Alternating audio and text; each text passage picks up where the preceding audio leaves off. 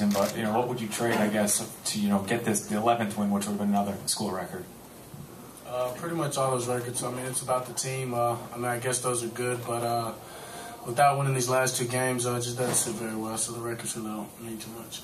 Dak, Riley Blevins clearing ledger as well. It was said during the broadcast that you were coming back next year. Is that true? And if so, what did you feel that was the decision for you? I mean, I talked with Coach Mullen and my family and decided that I don't remember making any remarks about it. So it's not official. Another gentleman right here. Beniquez started in the newsstand. Several times it seemed like y'all had the momentum, but just weren't able to turn it, I guess, there in the first half. Just talk about that. Well, I think we missed some big opportunities there, and and didn't execute as well as we could. And we got to keep making sure I'm putting guys in good situations to make plays throughout the course of the game. So, but we did the big play. I thought the play at the end of the half really swung momentum our way, and then. Start the second half, I think we missed they had a long run. We missed some open field tackles, which, sometimes happens in the, with a long layoff, just getting back accustomed to the speed of the game. And we didn't make those. Gentleman in the back on the left side, we have a mic over there. Thank you.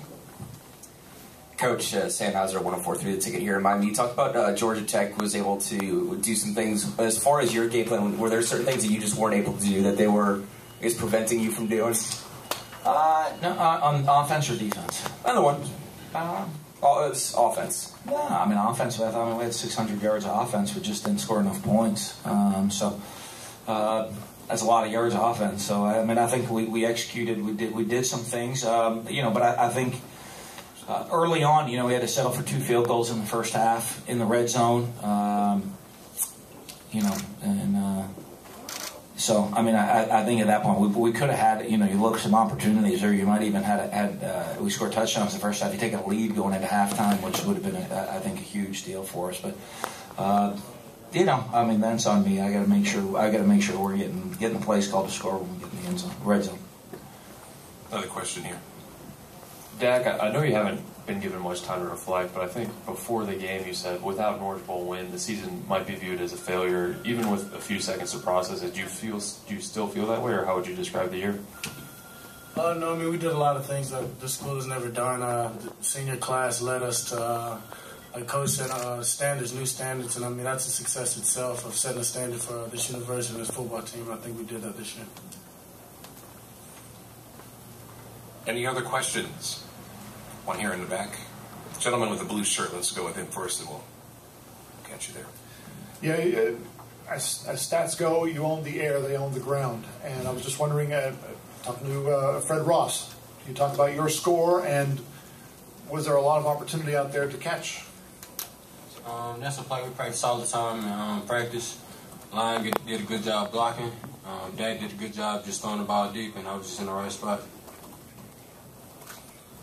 We get 2 gentlemen with blue shirts on, so we're going to go with this blue shirt over here. Yeah, it's Chris Stock with AP. Beniquez, can you just talk about what Georgia Tech was able to do with their running games? First half, we really just tried to shut down the dive, and at halftime they went in and made some adjustments, and instead of hitting it inside, they started bouncing it outside. So, we flew around, missed a couple of open field tackles that we usually make, and that just come with the process. But overall, I feel like we did a great job, but just needed to make a couple more plays.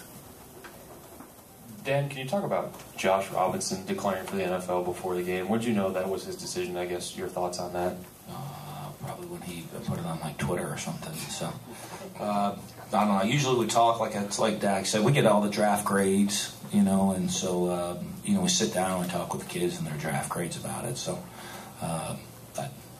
it'd be great, opportunity for him to go on and continue his career and try to continue his career, I guess, at the next level. I think we've put a lot of guys in the NFL over the last couple of years, and so I'm sure we'll put a whole bunch more in this year. Dan, last time you were here, it was you won the national title. What are the emotions like now, coming here and not being able to get that win? Yeah. I don't know if I can. Last time was kind of one of the most surreal, weirdest experience you'd ever have in your life. I ran on the field, took a picture with a crystal ball trophy, and ran to get home and go to sleep, get on a plane, and have a team meeting to try to build a program that could come back here. And I think everybody doubted that. Everybody everywhere doubted that we could build a program that actually could come back here.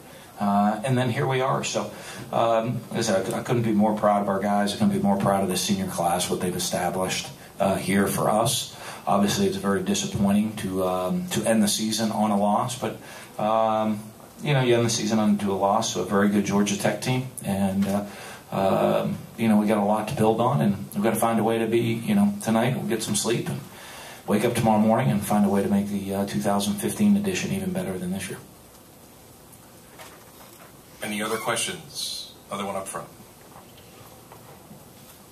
Beniquez, how difficult or demoralizing was on that defense? At halftime, you guys pull within one, and then they come down second play and go back up by 8 points.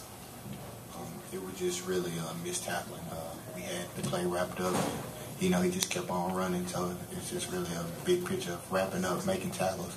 Like Coach Mullen said, the layoff over the break, not really able to make the tackles that we needed to make. So that's really the big difference in the game, not making open field tackles. This one for Fred and Dak, that last second Hail Mary at halftime, what was going through your head through that play? Just to give the guy, the first one you said before? Yeah, right before halftime. Yeah, just to give the guys a chance. The line blocked the guys up front, just gave them a chance to get down in the end zone. I threw the ball up and made it all the rest. I was just doing my job, running down the field. Barry and Joe tipped it, and like I said, I was in the right spot at the right time. Question over here. Yes, Dan, could you talk about the performance of Justin Thomas? Was there anything there that maybe you guys didn't expect or hadn't seen before? No, we knew he was a great football player. He throws the ball fairly well and made some great throws down the field there. Did a good job to me of what made him dangerous. Not really just the throws, his extending of plays. His taking a negative play and even making it a neutral play, scrambling out of the pocket and throwing the ball away instead of having a negative play and a sack. Got them back on kind of a neutral play, and he did a great job running the ball. Made some great open field runs. Made people miss in the open field, but we knew he was a great player coming in. Any other questions? Another one up front. You said during the week that maybe Benardrick's decision might be made available after the game. Any word on what he plans to do? That's Benardrick. He and I had a lot of discussions about that stuff, so I'll let him handle that in what he's going to do and what he wants to announce. But I've had a lot of discussions with him, so I'm pretty confident I know what his future holds. That's for him to announce to everybody. That does conclude the first half of our Prescott.